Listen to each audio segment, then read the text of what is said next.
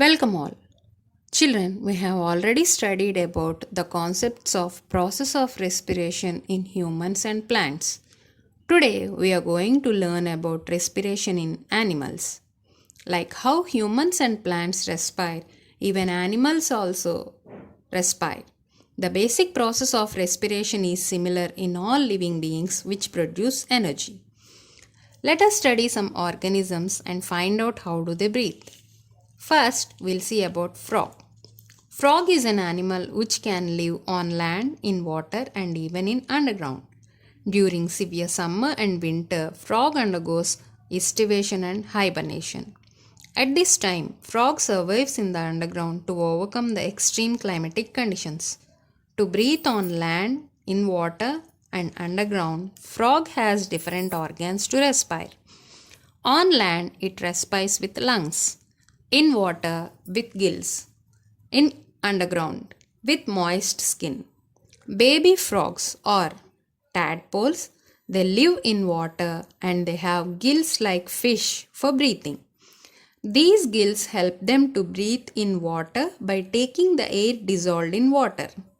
When the frog is resting underground, it respires through moist skin. The moist skin exchange gases into the body and out by diffusion process. On land, it respires normally through lungs. Next, we'll see about fish. Fish is a water animal, so it has specialized organs for respiration. Gills are the respiratory organs in fish. Gills are present in fish which bring out this process. The gills are red colored structures present below the flaps. They are richly supplied with blood capillaries. Fish breathe continuously by opening and closing their mouth in water. The water enters the mouth, it flows over the gills. The gills absorb the oxygen present in the water through the capillaries. They give out carbon dioxide through diffusion. Then the gills will open and lets the water to flow out. In this way, the oxygen is carried to different parts of the body in fish and the respiration process occurs. How do insects respire? Insects like cockroach, grasshopper and bees have special holes on their body surface. These are called spiracles. These spiracles are connected to a network of air tubes inside the body called trachea. These trachea open into small branches called tracheoles. From the tracheoles, the respiratory gases diffuse to cells and from there to tissues. Air enters each insect's body through spiracles and reach trachea from there to tracheoles.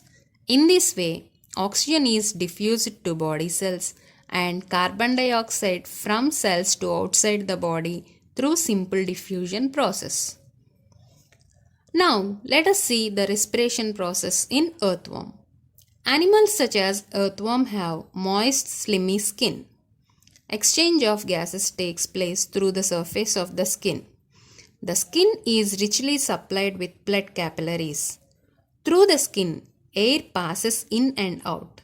In every segment of the body, the capillaries are connected to the main blood vessel. In earthworm, absorption of oxygen and carbon dioxide excretion is done by simple diffusion process. In this way, organisms respire. Now let us see the respiration mode based on the respiratory organs.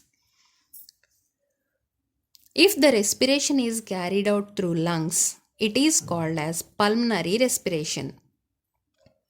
If the respiration is carried out through gills, it is called branchial respiration.